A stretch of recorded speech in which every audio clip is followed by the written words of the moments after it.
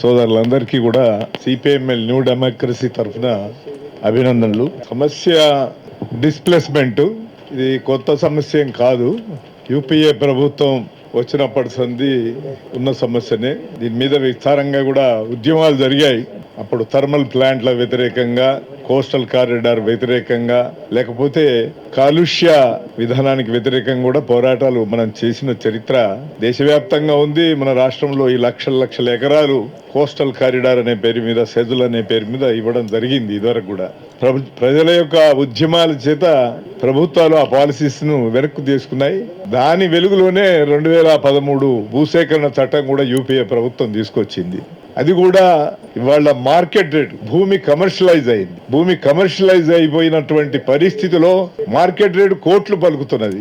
కానీ ప్రభుత్వం పారదర్శకంగా దీని బ్యాలెన్స్ గా ప్రభుత్వం ఆ భూ గరిష్ట పరిమితి చట్టం అనేటువంటిది, పబ్లిక్ ఇంట్రెస్ట్ అనేటువంటిది ఒక 12-13 అంశాలు అందులో డెవలప్మెంట్ అనేటువంటి పద్ధతిలో కూడా పెట్టినటువంటి అంశాలకు ఇవాళ మార్కెట్ రేటుకు మారినటువంటి పరిస్థితులకు తగ్గట్టుగా దాన్ని అప్డేట్ చేసిన పరిస్థితి లేదు. రెండోదికు త్యాగం చేయమంటున్నారు, ప్రజలను త్యాగం చేయమంటున్నారు. అసైన్ భూములు ఉన్నటువంటి వాళ్ళని త్యాగాలు చేయమంటున్నారు. ప్రభుత్వ భూములు ప్రజలకు ఒకప్పుడు అసైన్ ల్యాండ్స్ ఇవ్వబడ్డాయి. అది దళితులకు ఇవ్వబడ్డాయి. ప్రధానంగా దళితులు, ఆదివాసీలకు, పేద ప్రజలకు ఇవ్వబడ్డాయి. ఆ భూములను ఎంతకాలం మీకు పొజిషన్ సర్టిఫికెట్లు ఇచ్చినాము, మేము ఎప్పుడైనా లాక్కోవచ్చు అనేటువంటి ప్రభుత్వం ఇవాళ అధికారంతో మొత్తం భూములు లాక్కునేటువంటి వైఖరి అనేటువంటిది ఇక్కడ తీసుకున్నటువంటి పరిస్థితి ఉన్నది.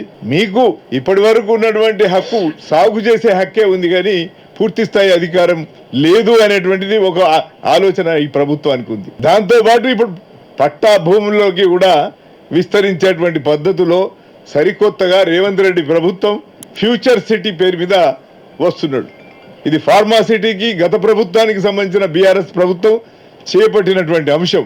గత 7-8 సంవత్సరాల సంది రైతులుగా కోర్టులకు వెళ్ళి స్టేలు తెచ్చుకొని ఆ స్టేలను కూడా బుట్టా దాఖలు చేసినటువంటి పరిస్థితి. స్టేలను పక్కన పెట్టి కొత్త చట్టాలను, కొత్త జీవోలను తీసుకొచ్చి ఆ జీవోల ద్వారా ప్రభుత్వం ఇవాళ కోర్టులను కూడా లెక్క చేయకుండా వ్యవహరించిన పరిస్థితి ఉన్నది. కోర్టు కూడా భూసేకరణ చేయాలంటే సరికొత్త పద్ధతిలో మీరు సరికొత్త మార్పులతో కొత్త చట్టం తీసుకొచ్చుకోండి అనేటువంటిది కూడా శైలతో లింక్ చేసి ఇచ్చినటువంటి పరిస్థితి ఉన్నది. మీరు రాసిన దానిలోనే ఉన్నది. అందుకొరకు కోర్టులు కూడా ఇండైరెక్ట్ గా ఒక ఫామ్ లో వాళ్ళకి ఇస్తున్నాయి. గత ప్రభుత్వం ఉన్నప్పుడు ఇప్పుడున్న రాజకీయ నాయకులు, కాంగ్రెస్ వాళ్ళు సపోర్ట్ చేశారు. ఇప్పుడు హరీష్ రావు తెల్లారిలేస్తే, కేటీఆర్ తెల్లారిలేస్తే ఈ భూముల ఆక్రమణను వ్యతిరేకిస్తున్నారు. అంటే వాళ్లకు అధికారంలో ఉన్నప్పుడు ఒకటి, ప్రతిపక్షంలో ఉన్నప్పుడు ఒకటి, ఆ విధానం అనేది వాళ్ళు అనుసరించేటువంటి పద్ధతే. ప్రభుత్వం అధికారం అనేటువంటిది, రాజ్యానికి ఉన్నటువంటి అధికారం యొక్క లక్షణం అనేటువంటిది, ఇలా అభివృద్ధి నమూనా అనేటువంటిది, ప్రత్యేకమైనటువంటి వైఖరి అనేటువంటిది ప్రజలు ఎప్పుడు కూడా బాధితులే, నిర్బంధితులే. అనేక 50 రోజులైనా పోరాటాలు చేస్తే రాజకీయ పార్టీలు పట్టించుకుంటలేవు అని అంటే, ఈ రాజకీయ పార్టీలు ఇలా ఇక్కడ ఉన్నది వేదిక, రాజకీయ పార్టీలను పిలిచారు. ఇక్కడికి వచ్చినటువంటి పరిస్థితి కూడా పూర్ పొజిషన్ ఉన్నది వేదిక మీదకి కూడా. ఇప్పటికి కూడా ఈ సమస్య మీద ఎంత దృష్టి ఉన్నదో రాజకీయ పార్టీలు అంటే 3 పార్టీలను మినహించారు, పెద్ద పార్టీలు, అధికారంలో ఉన్నటువంటి పార్టీలు. కానీ మిగతా చిన్న పార్టీలైనా వచ్చినటువంటి పార్టీలు చాలా ఉన్నాయి. రాష్ట్రంలో 2 డజన్ల పైన ఉన్నాయి. కానీ ఇక్కడికి వచ్చిందంతా, మరి రవి గారు పిలిచిందంతా, సరస్వతి గారు పిలిచిందంతా, వచ్చిందంతా, దాని మీద సీరియస్నెస్ ఎంత ఉందా? మీ విమర్శలకు న్యాయం ఉంది, హేతుబద్ధత ఉన్నది. ఖచ్చితంగా దీని మీద రాజకీయ పార్టీలు, చిన్న పార్టీలైనా దీని గురించి ఆలోచించాలి. అధికారంలో లేని పార్టీలు, ప్రజల గురించి మాట్లాడేటువంటి పార్టీలు, ప్రజల యొక్క నిత్య సమస్యల మీద మాట్లాడేటువంటి పార్టీలు ఖచ్చితంగా రావాల్సిందే, మాట్లాడాల్సిందే. ఇలా ఫ్యూచర్ సిటీ అనేటువంటి దానికి కూడా ఒక స్ట్రాటజీ ఉన్నది, దానికి ఒక వ్యూహం ఉన్నది, దానికి ఒక దృష్టి ఉన్నది.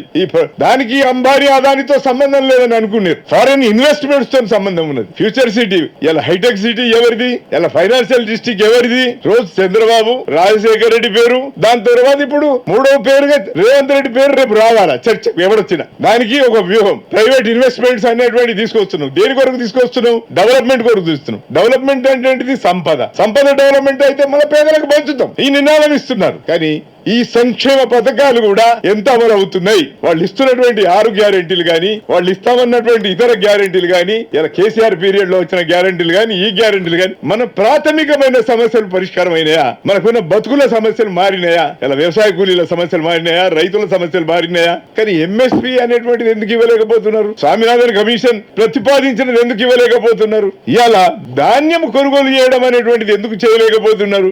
ఇవన్నీ కూడా అధికారంలో ఉన్నటువంటి పార్టీలకు మనం ఓట్లు వేసేటప్పుడు రాజకీయంగా ఆలోచించాల్సిన అవసరం ఉంది. కానీ ఇలా డబ్బు లేకపోతే తాగబోయడం, లేకపోతే రకరకాల తక్షణ అవసరాలు అనేటువంటి పద్ధతిలో పరుగులు ఎత్తేటువంటి పరిస్థితులు కూడా అనేకమైనటువంటి సమస్యలను ఎదుర్కొంటున్నటువంటి పరిస్థితి ఇలా దేశంలో ఉన్నారు. ఇలా ఎన్నికలు అనేక రాజకీయ పార్టీలు చేస్తున్నటువంటి అనేక కుట్రలు కుయుక్తులు కూడా మనం స్త్రీల రిజర్వేషన్ విషయంలో గాని, డీలిమిటేషన్ విషయంలో గాని, ఇలా ఓట్ల చోరీ విషయంలో గాని ఇలా దేశంలో ఒక పెద్ద రాజకీయ చర్చలు నడుస్తున్నాయి. ఒక సామాజిక స్పృహకు సంబంధించిన సమస్యలు అనేక సమస్యలు ఉన్నాయి. అందుకే ఈ కోణము నుంచి పోరాటంలో చిన్న చిన్న పార్టీలు, ప్రజల కొరకు పోరాడేటువంటి పార్టీలు ఐక్యంగా వేదిక మీదకి రావాలి. ఖచ్చితంగా రవి గారు ఆర్గనైజ్ చేస్తే మేము ఖచ్చితంగా ధర్నా దగ్గరికి వస్తాం. దాంతో పాటు ఫర్దర్ గా ఈ పోరాటాన్ని వీధుల్లోకి ఇంకా బహిరంగంగా విస్తృతంగా ఎట్లా చేయాలనేటువంటి దానికి సిపిఎంఎల్ న్యూ డెమోక్రసీ దీనికి సపోర్ట్ చేస్తున్నది. సాంఘీభావం ఉంటుంది, ఖచ్చితంగా పోరాటంలో కూడా ప్రత్యక్షంగా పాల్గొంటుందనేది మనవి చేస్తూ అవకాశం ఇచ్చినందుకు ఈ వేదిక వారికి ధన్యవాదాలు చెబుతూ, మీ అందరికి కూడా ధన్యవాదాలు చెబుతూ ముగిస్తున్నాను.